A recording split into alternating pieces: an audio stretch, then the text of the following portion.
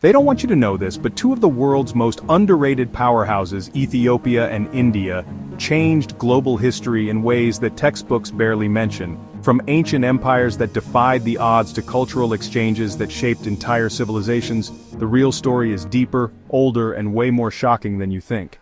So what's the real deal between Ethiopia and India? You've probably heard bits and pieces: spices, Silk Road, ancient trade, maybe even some talk about kings and religions. But that's just the surface. These two regions, thousands of miles apart, shared something special. A long-lost connection that shaped empires, changed economies, and influenced culture across Africa, the Middle East, and Asia. And here's the wild part: most people have no idea it ever happened. Let's face it, most history classes focus on the same few places: Rome, Greece, maybe China if you're lucky. Africa, India, usually sidelined. Maybe you get a quick lesson on Gandhi, maybe a passing mention of the Aksum Empire, but nobody tells you how deep these two go. Nobody talks about the Ethiopian merchants who traded with Indian kings long before Europe even figured out what global trade was.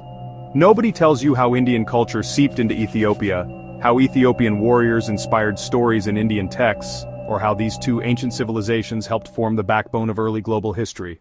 That's the challenge: piecing together what's been ignored, buried, or flat out forgotten. Let's roll it back, way back. Part 1. Ancient Origins. Civilizations that refuse to die. Ethiopia isn't just some country in East Africa, it's home to one of the oldest continuous nations in the world. The Kingdom of Dememt, dating back to the 10th century BCE, is considered a precursor to the famous Aksumite Empire. Aksum, or Aksum, was one of the four greatest powers of its time, alongside Rome, Persia, and China. And India?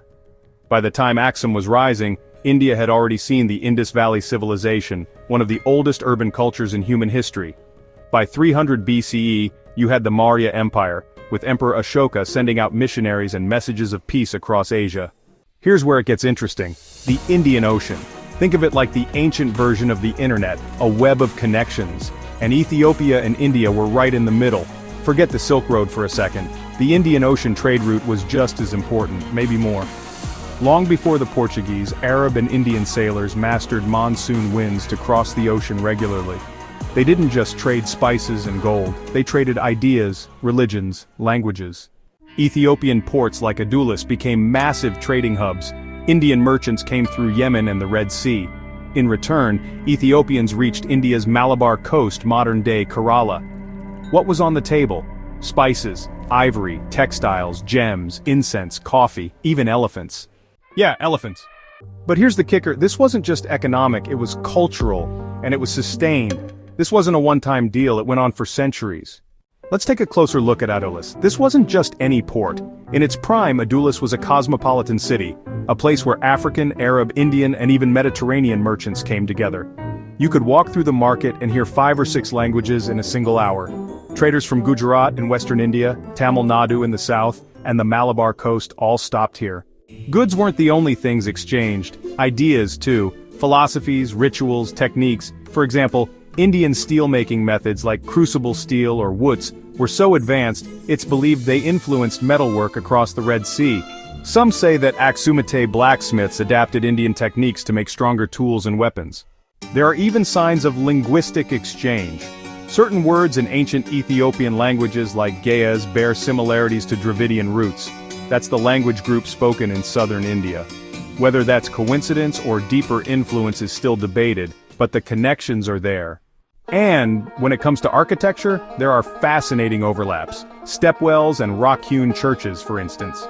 Ethiopia's famous Lalibela churches, carved from solid rock, show a construction style that has distant echoes of Indian temple carving techniques. These weren't copied, but the ideas flowed: craftsmanship, design, even spiritual orientation. Religion was a massive part of this connection.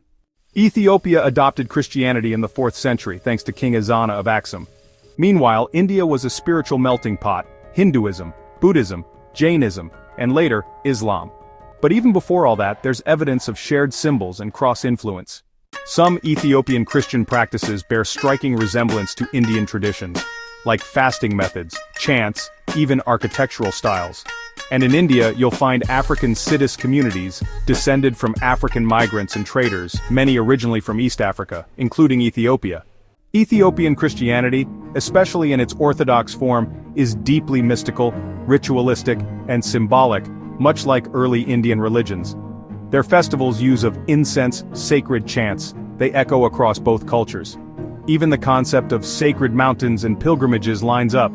Consider Mount Lalibela in Ethiopia, and the many sacred hills in India, like Arunachala or Govardhan, two totally different places.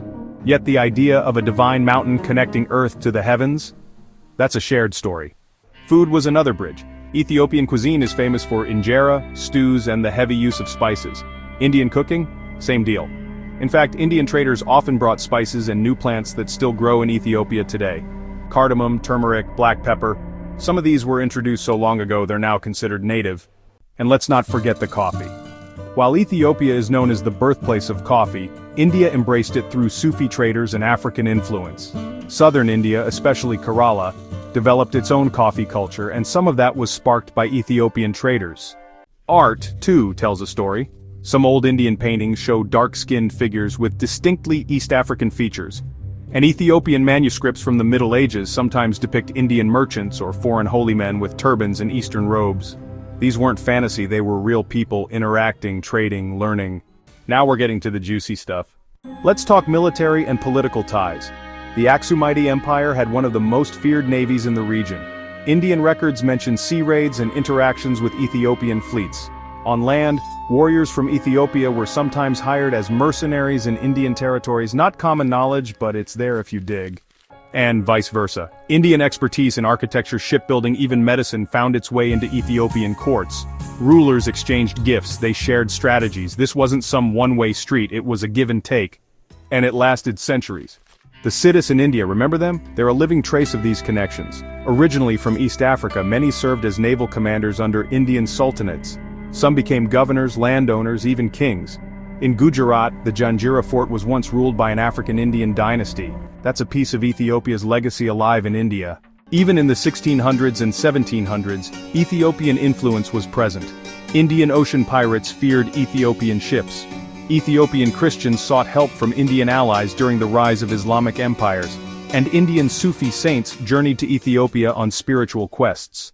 In some rare cases, you even had intermarriage between Ethiopian royals and Indian elites. These weren't just alliances of convenience, they were real, deep ties built on respect and shared values. And remember this, all of this happened without a single European colony drawing a border or sending a gunboat. It was two ancient cultures connecting on their own terms. Then the world shifted. Colonialism, the big rewrite. Once the Portuguese showed up, the Indian Ocean trade slowly changed hands.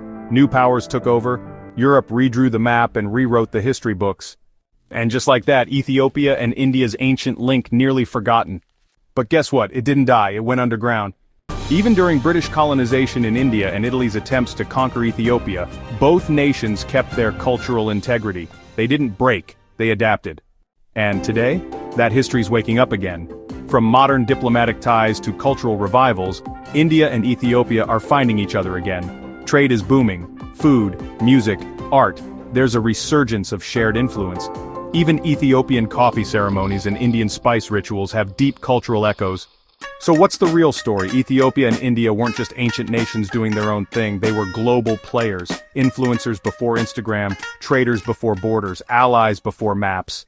Their story challenges everything we've been told about who shaped the world. It forces us to look outside the usual suspects and see the real web of human history, one built not by the loudest empires but by the ones who quietly shaped everything. And if this story has stayed hidden for so long, just imagine what else is out there. If you enjoy our journey, please like and subscribe to our channel, and if you like our content and want to support me, you are welcome to buy me a coffee. The link is in the description box below.